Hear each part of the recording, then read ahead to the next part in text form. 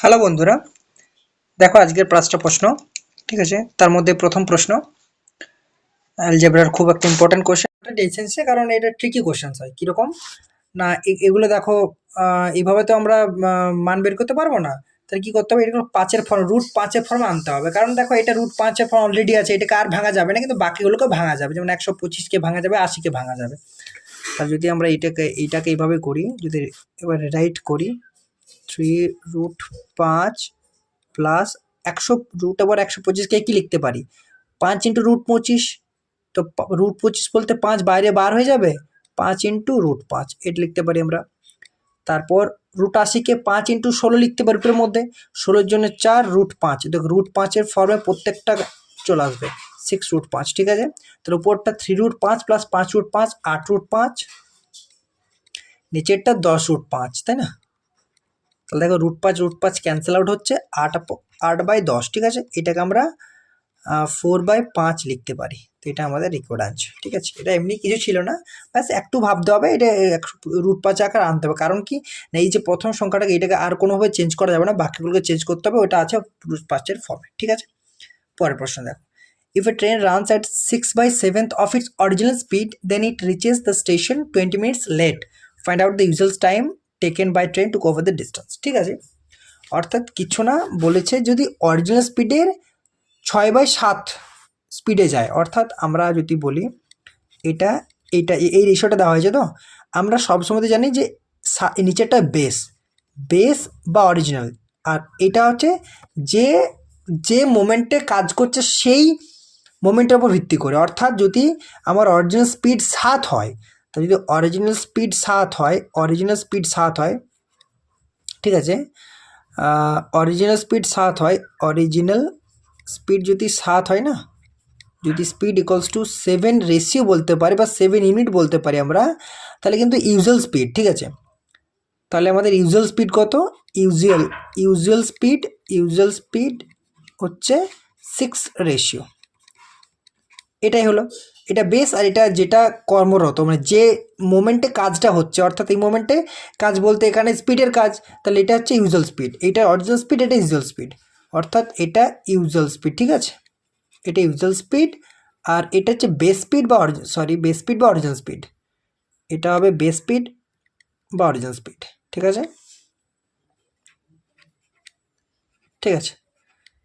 তো আর এটা হচ্ছে বেস স্পিড, হয়ে গেল।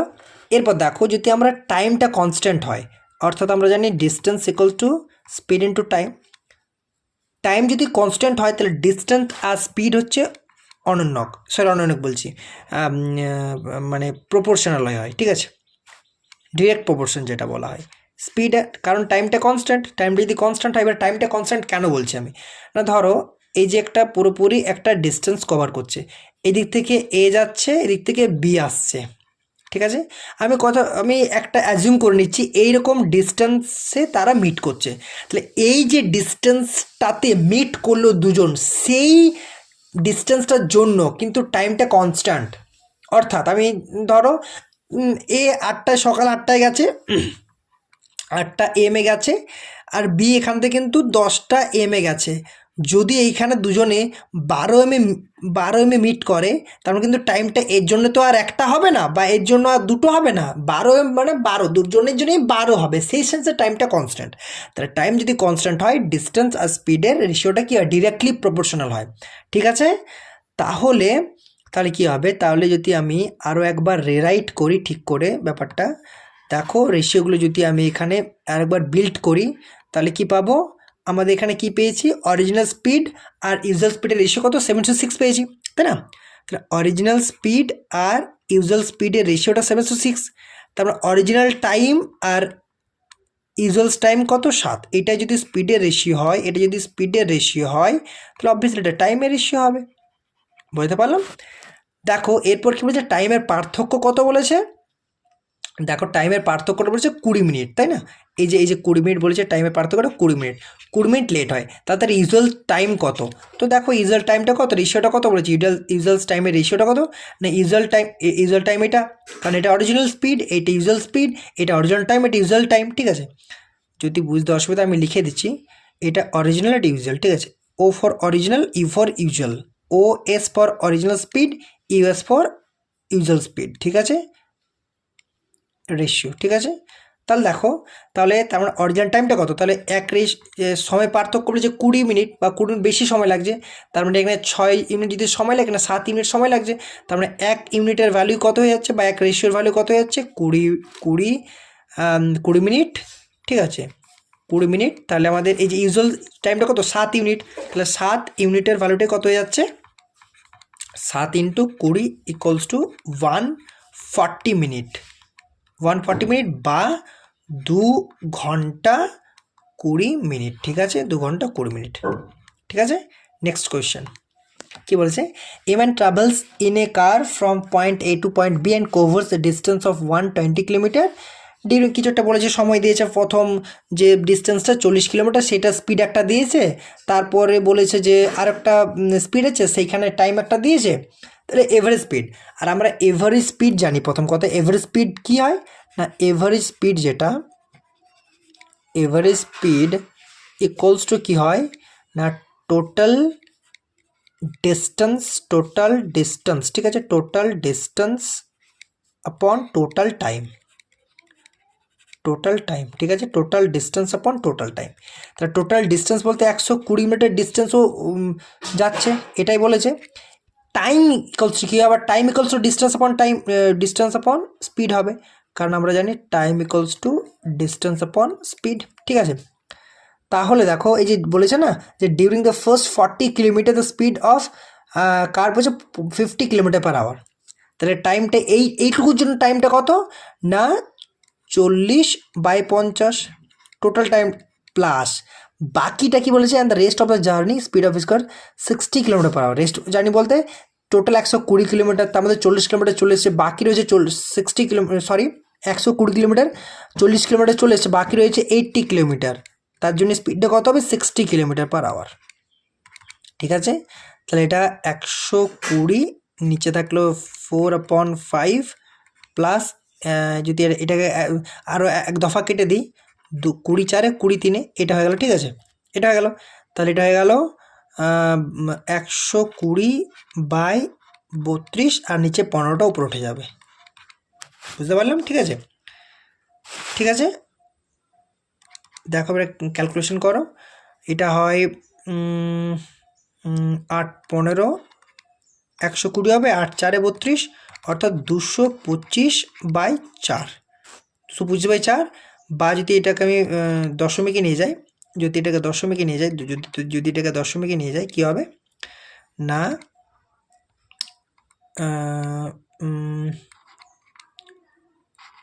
56.25, ঠিক আছে, 56.25 কিলোমিটার/আওয়ার, ঠিক আছে, 56.25 কিলোমিটার/আওয়ার, এটা হচ্ছে এভারেজ স্পিড, ঠিক আছে। পরের প্রশ্ন কি বলেছে, in a college there are 2 courses, একটা বলেছে এমকম 450 স্টুডেন্টস পাস করেছে কতর মধ্যে, 500-র মধ্যে, আরেকটা আছে এমএ যেখানে 1500 স্টুডেন্টস পাস করেছে কতর মধ্যে, 2000 জন ছেলের মধ্যে, এটাই বলেছে। তাহলে what is the combined pass percentage of the college, total pass পার্সেন্টেজটা কত, ঠিক আছে। তাহলে টোটাল পাস পার্সেন্টেজ বলতে গেলে টোটাল কতজন পাস করেছে, টোটাল কতজনের মধ্যে 100 দ্বারা গুণ করতে হবে, ব্যাস, কিচ্ছু না।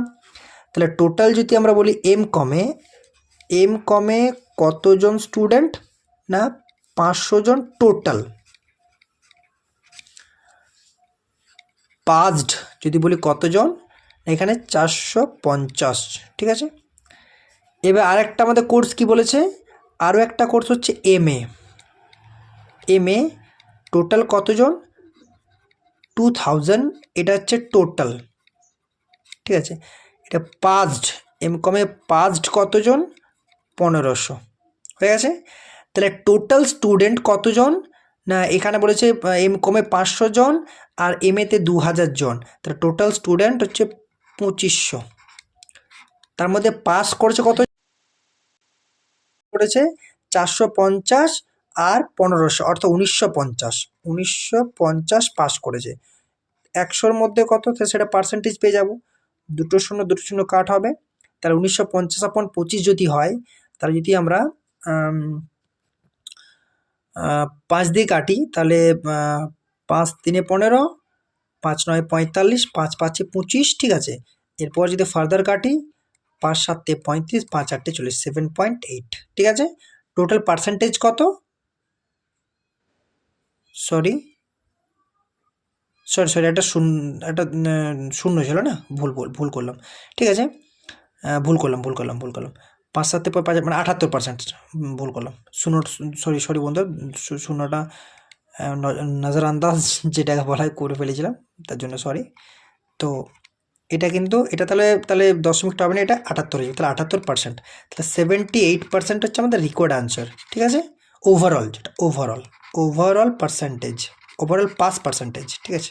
ওভার নেক্সট কোয়েশ্চেন কি বলেছে? Two trains start at the same time from station P and Q and travel towards each other at the speed of 75 km per hour and 100 km per hour respectively. When they meet, it is found that one train has traveled 50 km more than the other distance. একই ব্যাপার, মানে এর আগে যে একটা অঙ্ক করলাম না, আমি বললাম যে এই রকম একটা ডিস্টেন্স, তাহলে এখান থেকে এ যাচ্ছে আর এখান থেকে বি আসছে, যদি এরকমটা হয়, এইরকম জায়গাতে যদি মিট করছে, তাহলে সেই মোমেন্টটাতে কিন্তু সময়টা কনস্ট্যান্ট। আর যদি সময় কনস্ট্যান্ট হয়, তাহলে আমরা জানি কিন্তু distance equal to speed into time. যদি সময় কনস্ট্যান্ট হয়, তাহলে ডিস্টেন্স আর স্পিড কিন্তু কী হবে? ডিরেক্টলি প্রপোর্শনাল হবে, ঠিক আছে। যদি টিটা কনস্ট্যান্ট হয়, এখানে যদি টিটা টিকলস টু কনস্ট্যান্ট হয়, ঠিক আছে, টিকল টু কনস্ট্যান্ট হয়, ঠিক আছে। তাহলে দেখো কি বলেছে, যদি তার মানে যদি পি এর স্পিড অর্থাৎ পি আর কিউ, যদি এখানে স্পিডের রেশিওটা করি আমরা, তাহলে 75 কিলোমিটার পার আওয়ার আর এটা 100 কিলোমিটার পার আওয়ার। তাহলে পি আর কিউ এর সময়ের পি আর কিউ এর যেটা টাইমের রেশিওটা কী হবে? ডিরেক্টলি প্রপোর্শনাল হবে।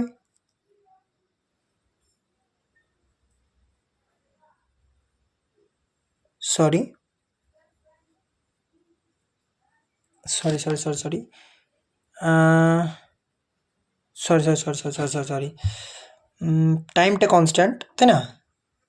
তাহলে স্পিড আর ডিস্টেন্স, তাহলে ডিস্টেন্স হয়ে যাচ্ছে না, সরি সরি সরি হ্যাঁ ডিরেক্ট প্রপোর্শনাল হবে।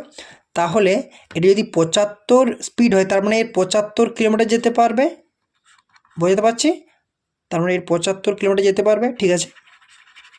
75 কিলোমিটার যেতে পারবে, 75 কিলোমিটার যেতে পারবে, আর তাহলে 100 কিলোমিটার যেতে পারবে, ঠিক আছে। তাহলে কি বলেছে, কে বেশি যায় না? ওয়ান ট্রেন অর্থাৎ যে 100 কিলোমিটার যাচ্ছে, মানে কি এই 25 কিলোমিটার বেশি যাচ্ছে, হ্যাঁ কি 50 কিলোমিটার বেশি যাচ্ছে। তাহলে এইখানে রেশিও তো কত বলছে? 25 কিলোমিটার বেশি যাচ্ছে। তাহলে রেশিওতে 25 রেশিওর ভ্যালুটাই আমি বলতে পারি 50 কিলোমিটার। 25 রেশিও ভ্যালু 50, কারণ এখানে এ 75 কিলোমিটার যাচ্ছে, 100 কিলোমিটার যাচ্ছে, মানে 25 রেশিও বেশি যাচ্ছে। তাহলে 25 রেশিওর বেশি হচ্ছে 50 কিলোমিটার। এক রেশিওর ভ্যালু হচ্ছে 2 কিলোমিটার, ঠিক আছে। তাহলে তাহলে তাহলে টোটাল ডিস্টেন্স কত হয়ে যাবে? টোটাল ডিস্টেন্স এ যদি আমাদের অর্থাৎ একজন পি যদি 75 কিলোমিটার যায় আর কিউ যদি 100 কিলোমিটার যায়, টোটাল ডিস্টেন্স কত? 175 ইউনিট বা 175 রেশিও, কারণ এ 75 প্লাস 100 মানে 175 রেশিওর ভ্যালুটা কত? 175 রেশিওর ভ্যালুটা কত না 2 ইন্টু 175, কত হয়ে যাবে? 350, অর্থাৎ টোটাল ডিস্টেন্স 350 কিলোমিটার, 350 কিলোমিটার, ঠিক আছে, ঠিক আছে, 350 কিলোমিটার, 350 কিলোমিটার, ঠিক আছে, ঠিক আছে। দেখো বন্ধুরা, একটাও কোশ্চেন একটু রিচেক করতে হবে। দেখো এটাতে এটা হয়ে গেছে, এটা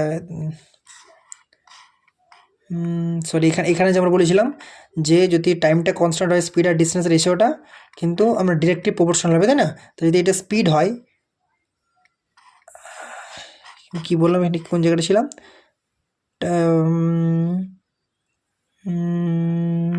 late find the usual time taken by cover, sorry এখানে ডিস্টেন্সটা কনস্ট্যান্ট ছিল, এখানে তো টাইমটা কনস্ট্যান্ট, এখানে ডিস্টেন্সটা কনস্ট্যান্ট ছিল, ঠিক আছে, ভুল বললাম আমরা, এখানে ডিস্টেন্সটা কনস্ট্যান্ট, একটু ভুল, একটু রিচেক করবে, সরি বন্ধুরা, একটু রিচেক করবে। এখানে দেখো, এখানে বলেছে কি, এখানে ডিস্টেন্সটা কনস্ট্যান্ট কিন্তু ঠিক আছে, কোভার দ্য ডিস্টেন্স, ডিস্টেন্সটা কনস্ট্যান্ট। তো যদি ডিস্টেন্সটা কনস্ট্যান্ট হয়, এখানে এখানে কিন্তু আমাদের এখানে আমরা টাইমটা কনস্ট্যান্ট করছিলাম না, এখানে কিন্তু ডিস্টেন্সটা কনস্ট্যান্ট।